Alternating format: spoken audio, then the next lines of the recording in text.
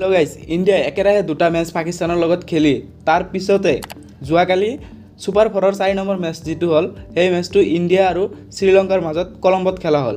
মানে ইণ্ডিয়া টীমে যোৱা 3 দিন একেৰাহে 3টা মেচ খেলিলে। প্ৰথমতে দুটা মেচ এটা মেচে দুদিন খেলা হ'ল বৰষুণৰ কাৰণে, সেই মেচটো পাকিস্তানৰ লগত দুদিন খেলা হ'ল। তাৰ পিছৰ দিনাই আকৌ শ্ৰীলংকাৰ লগত আৰু এটা মেচ খেলা হ'ল যোৱাকালি। আৰু যোৱাকালিৰ মেচটোত টছ জিকি প্ৰথমে ইণ্ডিয়া টীমে বেটিং কৰিবলৈ সিদ্ধান্ত লয় আৰু এই সিদ্ধান্তটো ইণ্ডিয়া টীমৰ বাবে এটা বহুত ভাল ফল বুলি প্ৰমাণিত হয়, কিয়নো যেতিয়া পাকিস্তানৰ লগতো প্ৰথমতে বেটিং কৰিবলৈ সিদ্ধান্ত লৈছিল তেতিয়াও ভাল এটা ফল দেখা পোৱা গৈছিল আৰু যোৱাকালিও দেখা গৈছে। আৰু যোৱাকালি ইণ্ডিয়া টীমতকৈ পাকিস্তানৰ ফেন্সসকলৰ বাবে এটা আছিল যে ইণ্ডিয়া জিকে যাতে, কিয়নো যোৱাকালি যদি কিবাকৈ যদি ইণ্ডিয়া হাৰিলে হয় তেনেহ'লে পাকিস্তানৰ ফাইনেলত যোৱাৰ চান্সটো বহুত কমি গ'লে হয়। তো যোৱাকালি প্ৰথমতে বেটিং কৰিবলৈ আহি ৰোহিত শৰ্মা আৰু শুভমান গিলে প্ৰত্যেকদিনে এইবাৰ যে 2023ৰ যিটো এছিয়া কাপ আৰম্ভ হৈছে, তো ঠিক সেনেদৰেই ভাল এটা আৰম্ভণি দিয়ে ৰোহিত শৰ্মাই 48 বলত 53 ৰান বনায়, য'ত তেওঁ 7টা 4 আৰু 2টা 6 লগায়। ইয়াৰ লগতে শুভমান গিলেও এটা ডাঙৰ ইনিংছ নহয়, এটা ইম্পৰ্টেণ্ট ইনিংছ বুলিও ক'ব পাৰি, কিয়নো শুভমান গিলেও 19 বলত 25 ৰানৰ এটা ইনিংছ খেলে, য'ত তেওঁ 2টা 4 মাৰে। ইয়াৰ লগতে ঈশান কিষাণ আৰু কে এল ৰাহুলেও এটা সৰু সুৰা ইনিংছ খেলে। ঈশান কিষাণে 33 ৰান বনায় আৰু কে এল ৰাহুলে 39 ৰান বনায়। আৰু এনেদৰে সৰু সুৰা ইনিংছ লৈ টীম ইণ্ডিয়াৰ 213 ৰানৰ এটা স্ক'ৰ দিয়ে। কিন্তু ইয়াত প্ৰশংসা কৰিব লাগিব যে শ্ৰীলংকাৰ যে স্পিনাৰ আছে, শ্ৰীলংকাৰ স্পিনাৰজনক বহুত প্ৰশংসা কৰিব লাগিব, কিয়নো শ্ৰীলংকাৰ যে এজন স্পিনাৰ আছে দুনিত ৱালেংগে, ইণ্ডিয়াৰ বেটছমেনসকল ইমান ডাঙৰ ডাঙৰ নাম ৰোহিত শৰ্মা, বিৰাট কোহলি, কিন্তু যোৱাকালি সেই প্লেয়াৰজনে স্পিনাৰজনে 5টা উইকেট তেওঁ অকলে লৈছে। তথাপিও যিবিলাক মেইন প্লেয়াৰ আছে সেই চবকেইটাকে তেওঁ অকলে লৈছে।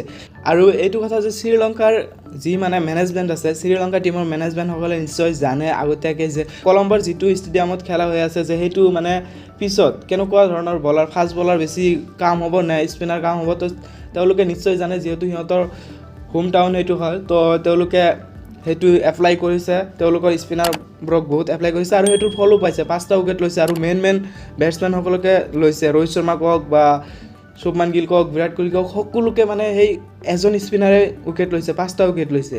ইয়াৰ পিছত 213 ৰানৰ টাৰ্গেট চেজ কৰিবলৈ আহি শ্ৰীলংকাৰ বেটছমেনসকলে সফল নহয় আৰু যোৱাকালিৰ মেচখন 41 ৰানত হাৰিব লগা হয়। টীম ইণ্ডিয়াৰ যিটো মেনেজমেণ্ট আছে তেওঁলোককো বহুত এটা প্ৰশংসা কৰিব লাগিব আৰু কেপ্টেইন ৰোহিত শৰ্মাকো প্ৰশংসা কৰিব লাগিব যে তেওঁলোকে যে 2টা মেচ পাকিস্তানৰ লগত খেলিছিল, তো 2টা মেচত যিখিনি এনালাইজ কৰিছে, পিচৰ বিষয়ে, ফিল্ডৰ বিষয়ে যিখিনি তথ্য পাইছে, সেই তথ্যৰ ওপৰত বেছ কৰি অক্ষৰ পেটেলক লৈছে, শাৰ্দুল ঠাকুৰক লোৱা নাছিল কালি, তো তাৰো ফল পাইছে। তো যোৱাকালি কুলদীপ যাদৱক বহুত প্ৰশংসা কৰিব লাগিব, কিয়নো কুলদীপ যাদৱ এনেকুৱা এজন স্পিনাৰ যে পাকিস্তানৰ লগতো 5টা উইকেট লৈছিল আৰু যোৱাকালিও 9 অভাৰ 3 বলত 4টা উইকেট লৈছে।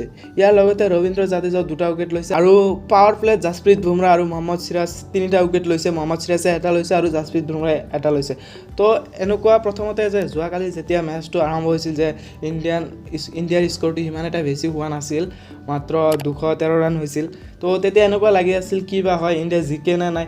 তো আমাতকৈ আমাৰ যি ইণ্ডিয়ান ফেন্সসকল আছোঁ আমি, তো আমাৰ ইণ্ডিয়ান ফেন্সসকল, ইণ্ডিয়ান ক্ৰিকেট টীমৰ ফেন্স যিসকল আছে তেওঁলোকতকৈ বেছি টেনশ্যনত আছিল পাকিস্তানৰ ফেন্সসকলে।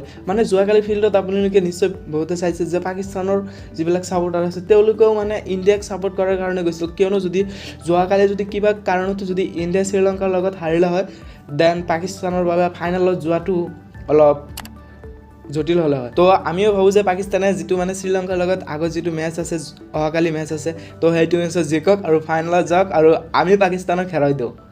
তো গাইজ, যদি ক্ৰিকেট ৰিলেটেড আপোনালোকে এনেকুৱা ধৰণৰ ভিডিঅ' পাব বিচাৰে দেন আমাৰ চেনেলটো ছাবস্ক্ৰাইব কৰি ল'ব। ধন্যবাদ।